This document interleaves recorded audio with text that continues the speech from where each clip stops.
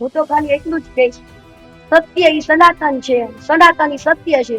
તો દિલથી કહી હર હર મહાદેવ. બાકી સાહેબ વાત કરશે.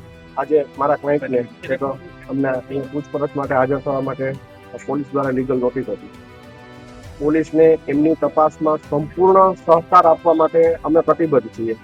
અમે પોતે, મારા ક્લાયન્ટ ખુદ ઈચ્છે છે કે આ કામની ઊંડાણપૂર્વક તપાસ થાય અને સત્ય બહાર આવે. નિવેદનના અંતે અમે પોલીસ એજન્સીને એટલી આશ્વસ્ત પણ કરી છે કે અત્યારે જ નહીં, ભવિષ્યમાં પણ એની ટાઈમ ગમે ત્યારે તપાસના કામે મારા ક્લાયન્ટની જરૂર પડશે.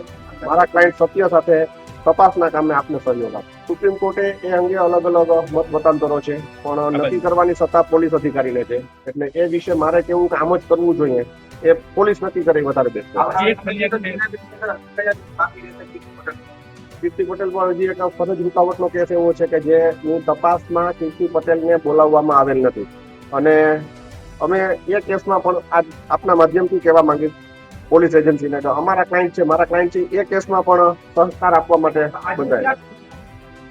આજે જે સંતોએ જે ફરિયાદ કરેલી છે, જે ધાર્મિક ભાવનાઓ આહત થઈ છે, એ બાબતે આજ બોલાવેલા હતા. અને આપને મીડિયાના માધ્યમથી હું જણાવવા માંગીશ, પૂરો કેસ છે એ મૃગી કુંડમાં સ્નાન કરવા સંબંધે જ વિવાદ ઉભો થયો છે. વૈચારિક મતભેદો ઉભા થયા છે અને એ વૈચારિક મતભેદોના કારણસર કન્સિસ્ટન્ટલી બીજી 2 ફરિયાદો થઈ છે. એટલે આ કેસના મૂળ સુધી પહોંચવું એ જ સત્ય બહાર લાવશે. મારા ક્લાયન્ટ નિર્દોષ છે અને મારા ક્લાયન્ટ નિર્દોષ છે એ સંબંધે અમે અમારો પક્ષ છે એ નામદાર કોર્ટ સમક્ષ, નામદાર પોલીસ સમક્ષ સારી રીતે મૂકશું.